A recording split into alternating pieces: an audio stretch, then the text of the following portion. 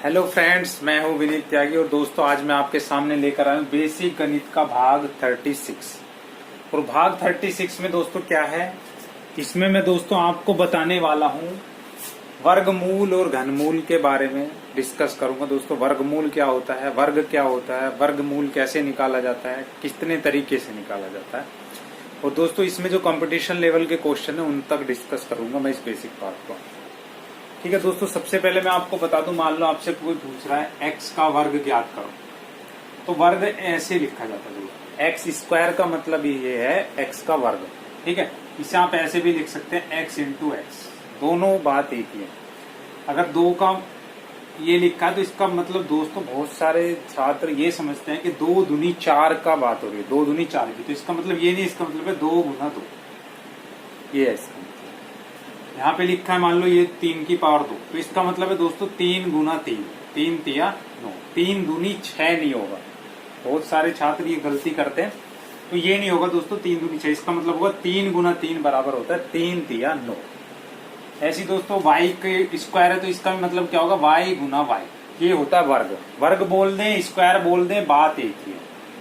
उसी संख्या में दोस्तों जो गुना करते हैं उसे हम क्या कहते हैं, वर्ग कहते हैं उसे। ठीक है, अब नेक्स्ट देखो दोस्तों आगे इससे क्या है, वर्ग होता है ये, वर्ग आपको बता दिया। वर्गमूल क्या होता है, वर्गमूल है दोस्तों जैसे ये √4, तो 4 का वर्गमूल क्या होगा दोस्तों, 2 होगा। क्यों होगा, क्योंकि 2 की अगर हम 2 में गुना करेंगे तो कितना आएगा, 2 दूनी 4 आएगा, इसे हम कहेंगे 4 का वर्गमूल। ऐसी अगर दोस्तों 9 आ जाए तो इसे क्या लिखेंगे हम, 3, 9 का वर्गमूल।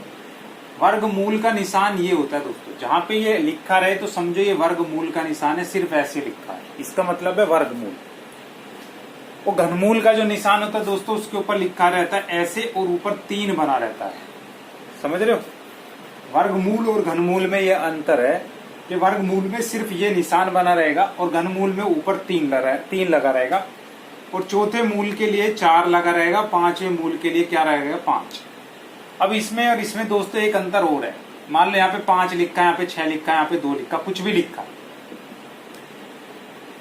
3√5। इसमें और इसमें अंतर है दोस्तों, इसका मतलब है 3√5 और इसका मतलब है 5 का तीसरा मूल ज्ञात करो, घनमूल ज्ञात करो। सपोज करो यहाँ पे 8 होता तो 8 का जो घनमूल होता है वो 2 होता है, 8 का घनमूल 2। घनमूल में क्या होता है दोस्तों, जैसे वर्गमूल है, वर्गमूल में उसी संख्या को सिर्फ एक बार गुना कर दो उसी से, तो वही संख्या आ जाएगी। जैसे 2 दूनी 4, 3 में 3 से गुना कर देंगे तो यही संख्या आ जाएगी 3 तिया 9। पर घनमूल में क्या होगा, हमें ऐसी संख्या देखनी पड़ेगी जिसको हम 3 बार करना लगे, क्योंकि यहाँ 3 लिखा है तो ऐसी संख्या सोचनी पड़ेगी दोस्तों जिसको 3 बार गुना करें तो 8 है। तो ऐसी संख्या क्या है, 2 दूनी 4 दूनी 8 है, तो इसका 8 का जो घनमूल होगा वो 2 होगा। ऐसी दोस्तों अगर यहाँ 16 हो तो हमें ऐसी संख्या सोचनी पड़ेगी जिसका 4 बार गुना करें तो 16 है, तो 16 का चौथा मूल से बोला जाएगा। और ऐसी संख्या क्या, 2 दूनी 4 दूनी 8 दूनी 16, ऐसी यहाँ 32 है, 32 का अगर 5वां मूल निकालना हो तो 16 का जो चौथा मूल होगा वो दोस्तों 2 होगा, और 8 का जो घनमूल होगा वो भी 2 होगा। ऐसी 32 का 5वां मूल अगर पूछा जाए तो 2 दूनी 4 दूनी 8 दूनी 16 दूनी 32 होगा, तो इसका 5वां मूल क्या होगा दोस्तों, 2 होगा। समझ रहे हो, 5वां मूल निकालने के लिए 5 लिखा रहेगा, चौथा मूल निकालने के लिए 4 लिखा रहेगा, 8वां मूल घनमूल निकालने के लिए 3 लिखा रहेगा, और वर्गमूल निकालने के लिए सिर्फ निशान रहेगा। पर इसमें और इसमें अंतर है, इसमें और इसमें एक अंतर है, इस अंतर को भी समझ लीजिए, ये लिखने का ही अंतर है। कैसे, इसका मतलब आपको बता दिया क्या है, पर इसका मतलब ये है 3√5 का मतलब है कि √5 जमा √5 जमा √5 कितनी बार आया, 1 2 3, 3 बार जब √5 को जोड़ा तो उसे मैंने लिखा 3√5। ये डिफरेंस है, इसका और इसका डिफरेंस भी अब आप समझ गए होंगे। 4√16 का मतलब है √16 कितनी बार आया दोस्तों, 4 बार आया, ये इसका मतलब है 4√16। ये आप समझ लो, ये मेन डिफरेंस है इनके। ठीक है, ये चीज समझ गए। और दोस्तों वर्गमूल के निशान को हम कई बार ऐसे भी लिखते हैं, 4 की पावर 1/2, ऐसे भी लिख देते हैं। ठीक है, चाहे वर्गमूल लिखा हो चाहे 1/2 लिखा हो, तो इस अंतर को भी समझ लेना, ये भी एक ही बात होती है, इसमें और इसमें कोई ज्यादा बड़ा अंतर नहीं है। चाहे ऐसे लिख दें चाहे ऐसे लिख दें। और घनमूल में क्या लिखेंगे, 8 की पावर 1/3, मतलब अगर पावर 1/2 लिखे तब भी आपको वर्गमूल ही निकालना है, अगर 1/3 लिखे तब भी वर्गमूल ही निकालना है, और ये 4 लिखे तो चौथा मूल निकालना है, और 5 लिखा है तो 5वां मूल निकालना है।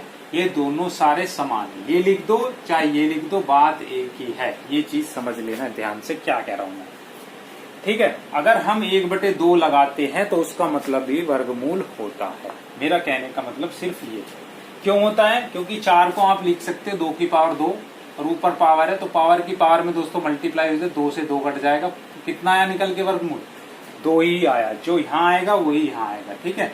तो ये चीज ध्यान रखना, 4 का वर्गमूल 2 होता है, 9 का वर्गमूल 3 होता है। वर्गमूल होता क्या है दोस्तों, ऐसी संख्या वर्गमूल होती है जिसकी उसी संख्या में अगर हम गुना करें तो वो ही संख्या आ जानी चाहिए, जैसे वो दे रखा है, ठीक है। अगर 16 आ जाए, ये √16, तो 16 का वर्गमूल कितना होता है 4, क्यों, क्योंकि 4 की अगर 4 में गुना करें तो 16 आ जाएगा। इसी प्रकार दोस्तों 25 है, 25 का वर्गमूल क्या होता है 5, ठीक है। छोटी संख्याओं से दोस्तों शुरू करते हैं वर्गमूल निकालना। ये अभाज्य गुणनखंड विधि मैं बता रहा हूं जिससे वर्गमूल निकालना। जैसे 16 का वर्गमूल निकालना तो 2 8 16, 2 चौक 8, 2 दूनी 4, 2 एकम 2, ठीक है। ऐसे भाग करते चले जाओ, और वर्गमूल निकालने के लिए क्या करना है, अभी मैंने सिर्फ गुणनखंड करे हैं इसके। वर्गमूल निकालने के लिए क्या करना है, सिर्फ 2 में से एक संख्या लेनी है, 2 में से एक संख्या लेते हैं। वर्गमूल निकालने के लिए 2 में से एक संख्या ली जाती है, इन 2 में से एक 2 ले लिया, इन 2 में से एक 2 ले लिया। और घनमूल निकालने के लिए 3 में से एक लेते हैं, चौथा मूल निकालने के लिए 4 में से एक लेते हैं। तो इस प्रकार जो 16 का वर्गमूल आया दोस्तों कितना है, 2 दूनी 4 है। ऐसी दोस्तों अगर 25 का पूछे तो 25 किससे भाग होगा, 5 से, 5 पंजे 25 और 5 एकम 5। तो इन दोनों का जो वर्गमूल होगा दोस्तों कितना होगा, 2 में से एक लेना है, तो 25 का वर्गमूल कितना निकल के आया, 5 निकल के आया, ठीक है। तो ये अभी मैं बता रहा हूं आपको कैसे हम वर्गमूल निकालते हैं छोटी संख्याओं के। तो बड़ी संख्याओं को भी बताऊंगा। जैसे आपके सामने दोस्तों 36 आ जाए तो 2 से डिवाइड हो जाएगा 12 आएगा, फिर 2 से डिवाइड करेंगे 6 आ जाएगा, फिर 3 से डिवाइड करेंगे, ये 2 से डिवाइड करेंगे दोस्तों कितना आएगा 18, सॉरी 2 से डिवाइड करेंगे कितना आएगा 9, 3 से डिवाइड करेंगे 3 3 9, 3 एकम 3। तो 36 का अगर वर्गमूल निकालेंगे तो क्या करेंगे, इन दोनों 2 में से एक 2 लेंगे, इन तीनों दोनों 3 में से एक 3 लेंगे, 3 दूनी कितना आया 6। तो 36 का वर्गमूल कितना निकल के आया दोस्तों 6। तो वर्गमूल में सिर्फ आपको ये ध्यान रखना है, जब आप अभाज्य गुणनखंड करेंगे तो 2 में से एक संख्या लेंगे, 2 में से एक, 3 दूनी 6, ये निकल के आया। अब आगे बढ़ते दोस्तों 49 है तो 7 से ही डिवाइड होगा और किसी से तो होगा नहीं, 7 7 49, 7 एकम 7।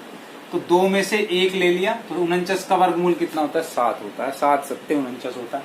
इसी प्रकार अगर 64 की बात करें तो पहले 2 से डिवाइड करा, 2 3 6, फिर 2 दूनी 4, फिर 2 से करा 2 एकम 2, 2 छिक्का 12, फिर 2 से करा 2 अट्ठे 16, फिर 2 से करा 2 चौक 8, फिर 2 से करा 2 दूनी 4, फिर 2 से करा 2 एकम 2।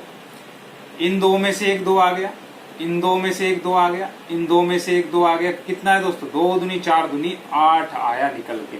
तो जो 64 का वर्गमूल है दोस्तों कितना आया 8। क्यों, 8 8 कितने होते हैं 64 होते हैं। तो 8 की अगर हम 8 में गुना करेंगे तो कितना आ जाएगा 64 आ जाएगा निकल के।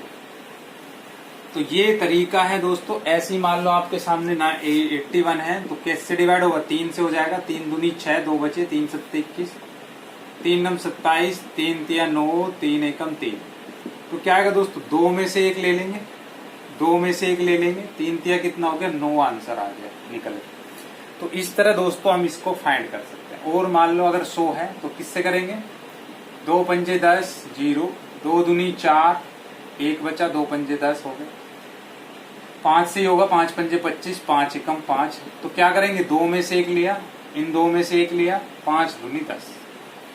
अब तक जितने भी दोस्तों मैंने आपको एग्जाम्पल बताए हैं वो पूर्ण घन संख्याओं के बताए हैं। जैसे 4 का बताया था वो भी पूर्ण घन है क्योंकि 4 का वर्गमूल निकल सकता है, पर 5 का वर्गमूल निकल तो जाएगा पर वो पूर्ण वर्ग संख्या नहीं है। क्यों नहीं है, क्योंकि उसका वर्गमूल जो निकलेगा दोस्तों दशमलव में निकलेगा। तो जो पूर्ण वर्ग संख्याएं होती हैं उन संख्याओं को कहते हैं पूर्ण वर्ग संख्या दोस्तों, जिनका हम वर्गमूल निकाल सकते हैं। उन संख्याओं को हम पूर्ण वर्ग संख्याएं कहते हैं।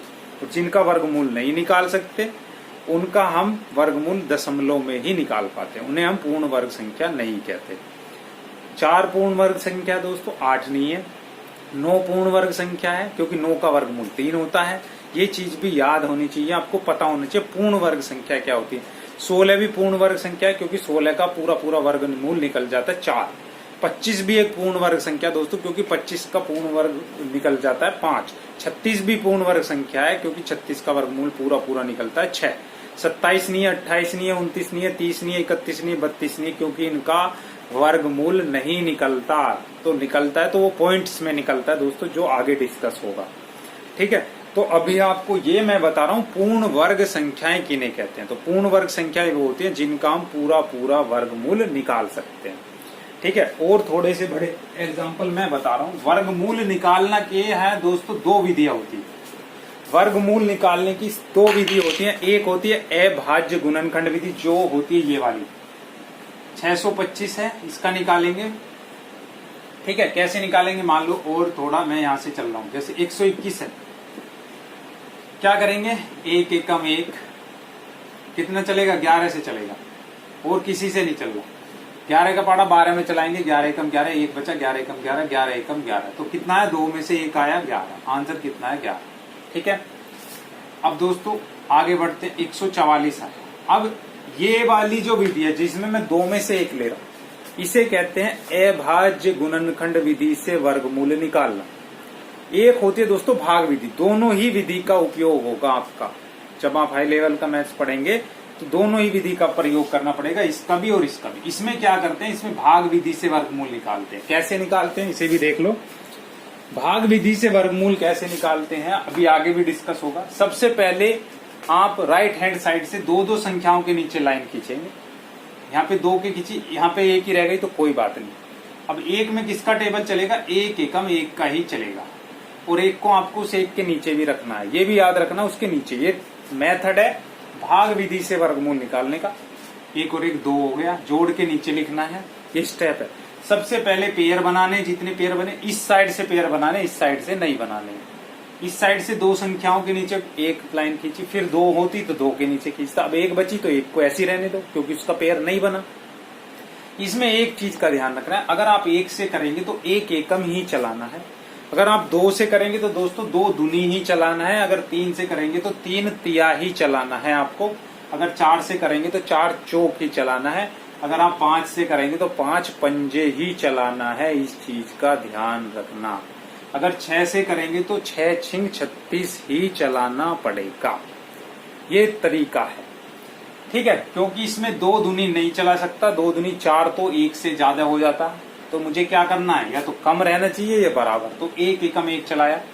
अब क्या करेंगे, 1 और 1 जोड़ के नीचे लिखेंगे 2। इसमें क्या है दोस्तों, 2 संख्या नीचे उतारते हैं, 1 संख्या नीचे नहीं उतारते। 21 नीचे उतारा, 21 में किसका चलेगा, 1 का ही चल पाएगा। 1 यहाँ पे लिखेंगे, 1 यहाँ लिखेंगे, 1 यहाँ। 1 एकम 1, 1 दूनी 2। तो जो 121 का वर्गमूल आया निकल के दोस्तों कितना आया, वो 11 निकल के आया है। ये 121 का वर्गमूल। ठीक है, और आगे बताता हूँ ऐसे एग्जाम्पल दोस्तों, जैसे 144 है, जो पूर्ण वर्ग संख्या है, इसलिए मैं इसका भी बता रहा हूँ आपको। पहले अभाज्य गुणनखंड विधि से करते हैं। 2 सत्ते 14, 2 दूनी 4, 2 तिया 6, 2 छिक्का 12, फिर 2 एकम 2, 2 अट्ठे 16, 2 नीम 18, 3 तिया 9, 3 एकम 3। इन 2 में से 1 2 आ गया, इन 2 में से 1 2 आ गया, इन 2 3 में से 1 3 आ गया, ये आ। ठीक है, तो इसे क्या करेंगे, 2 दूनी 4 तिया 12। कितना वर्गमूल आया निकल के 12। किस विधि से आया, ये अभाज्य गुणनखंड विधि से आया। और भाग विधि से कैसे करेंगे, 144 लिखा, पहले 2 संख्याओं का पेयर बनाया, बन गया। अब क्या करेंगे, 1 एकम 1। ठीक है, 1 को यहाँ भी लिखेंगे, 1 और 1 2। वर्गमूल निकालने की दोस्तों आपको बहुत सारी ट्रिक भी मिल जाएंगी यूट्यूब पर, बहुत सारी ट्रिक भी है कि वर्गमूल जल्दी से। पर ये जो भाग विधि मैं आपको सिखा रहा हूँ और अभाज्य गुणनखंड विधि क्यों सिखा रहा हूँ, क्योंकि इनके ऊपर, इनके बेस पे क्वेश्चन पूछे गए हैं। जब इनको ये मेथड आता वही उनके आंसर निकाल पाएगा। ट्रिक से सिर्फ वर्गमूल निकाल लोगे आप जल्दी से जल्दी।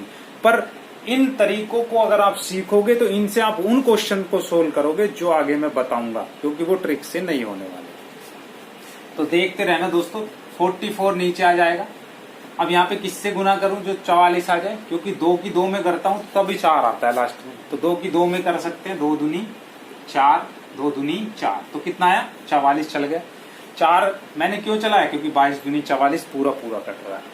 तो दोस्तों नेक्स्ट पार्ट को बिल्कुल भी मिस मत करना, वर्गमूल का बहुत ज्यादा असली बेस जो है वो निकल के आने वाला है। अगर ये वीडियो पसंद आया है तो दोस्तों लाइक और शेयर जरूर करना। मिलता हूँ नेक्स्ट पार्ट में, आपका बहुत बहुत धन्यवाद।